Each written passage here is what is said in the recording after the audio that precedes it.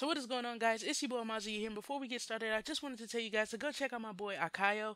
This dude has handled all of the art for my channel. He's a pretty cool dude. He's more so direct. So like if you want to work with him, just make sure everything is set up already. He goes through PayPal, and you guys can hit him up for the rest of the information. I'm gonna give you guys a link to his Twitter and his official site, and you can kind of see him doing his work. And if you want to see how well he does it, you can look at this drawing I did and look at his take of it and pretty much what he decided to do with it and how he decided to pretty much bring it more to life than what I could do in the amount of time that I had to actually get something to him, especially since I was already stalling.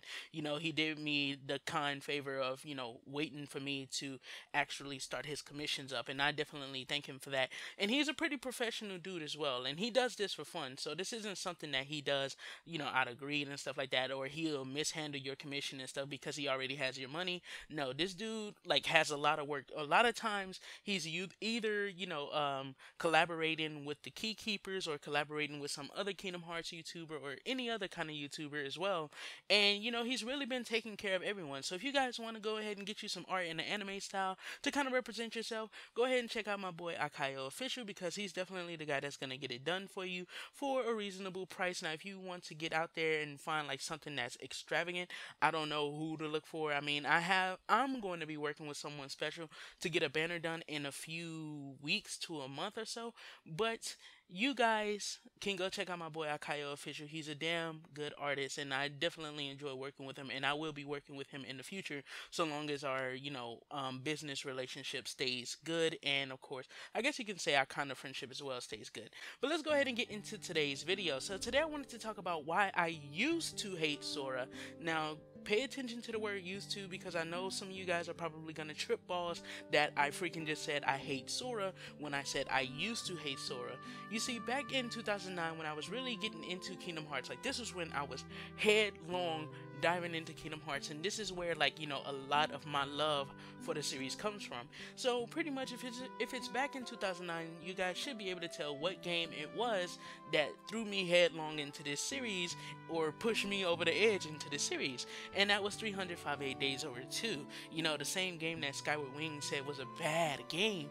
And obviously, I remember looking at the TV spot trailers, man, and I remember just watching, Shion telling Axel or asking Axel and Roxas what would it take for her to be like them. And I was like, man, this shit looks like it's gonna have an amazing story. And lo and behold, I never knew that this game was gonna send me spiraling headlong into a fucking obsession with a fucking amazing series with such a convoluted yet enjoyable story.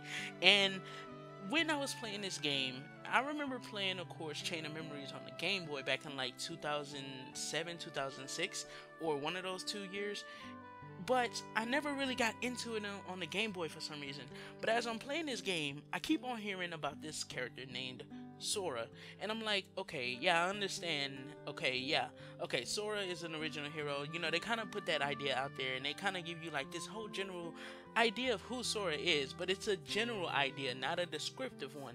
And they're giving you this general idea, and all you keep on hearing about is Sora this, Sora that. When Riku pops up, Sora this. When Diz pops up, Sora. When Naminé pops up, Sora. When I think Breg, or of course Syx and Xemnas and stuff like that, they mention him a few times as well. And I'm like, well, who the fuck is Sora? Who is this dude? And why do they keep on bringing him up?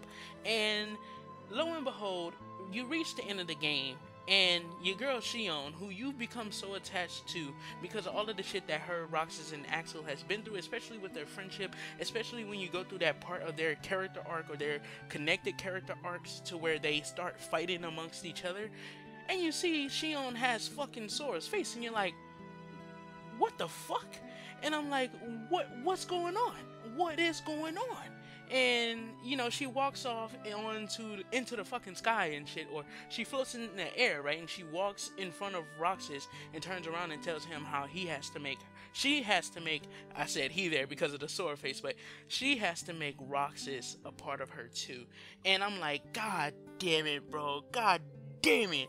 I'm like, I gotta fight Shion. Like, I have to kill Shion, my niggas, because we've seen a few characters fight her before. I think Syx fought her once, if I'm not mistaken.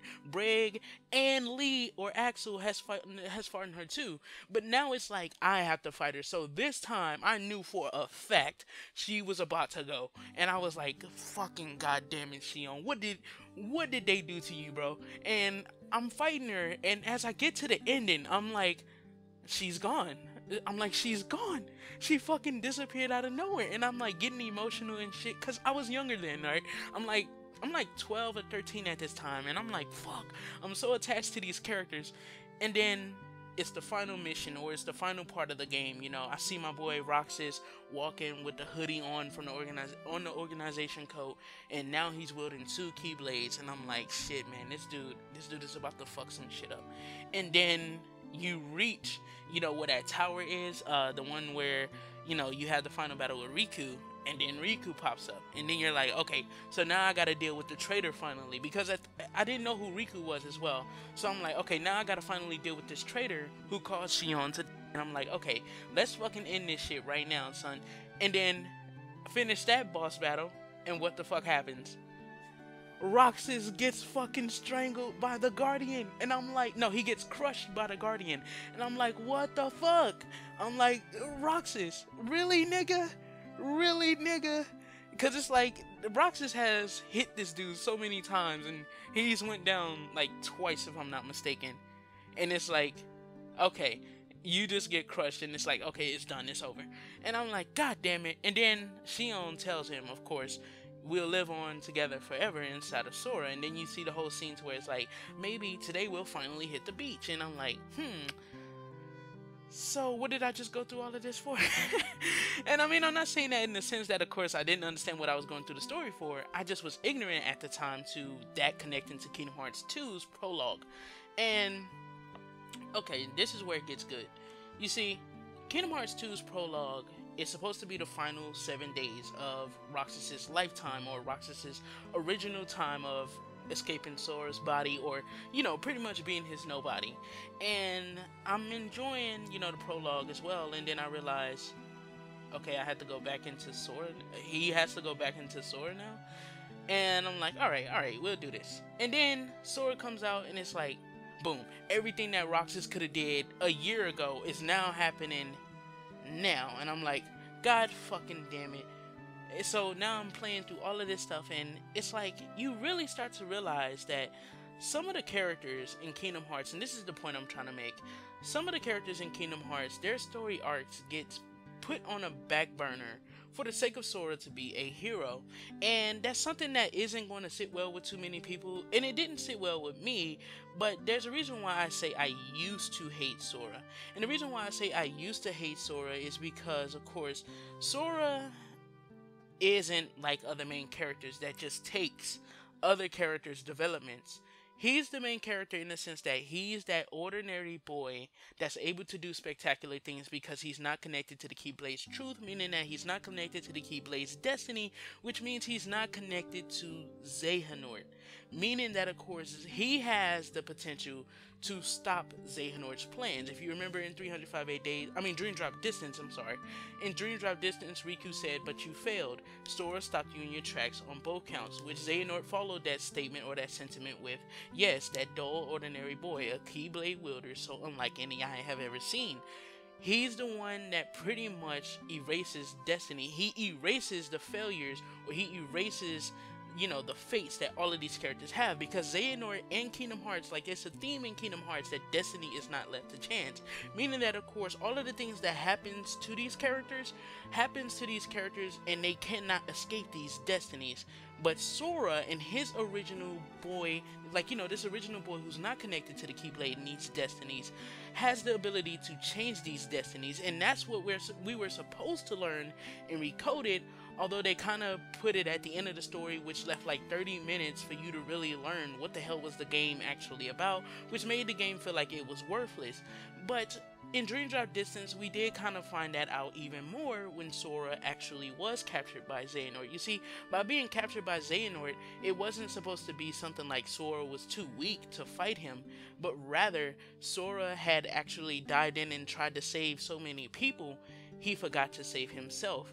And that's something important, and that's why pretty much I used to hate Sora, guys. It's a pretty short story that for some reason translated into a fucking almost 11-minute video, because I still got to do my closing now. But it's a pretty short story, but I finally understand what kind of character Sora is.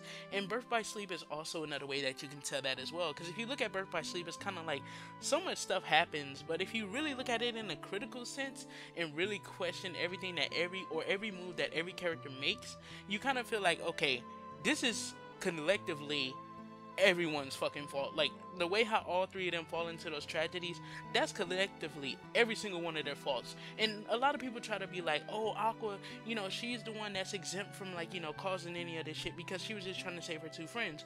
No, bros, no. Aqua played a huge part in that too. You see, all Aqua had to do was pretty much tell Ventus, okay, Vin, I know you want Terra to come back, so we'll go together and finish this mission. But she didn't do that. You see, she decided to let Ventus run off, or she decided to, you know, question Terra and of course his will at the time, or his goals and stuff like that, because she felt like, you know, I don't know why she felt this way, seeing as of course the last time we saw her, we knew, or the last world that she visits before you get to Radiant Garden, when she starts to question his methods, was of course the world with Maleficent, right, with Aurora.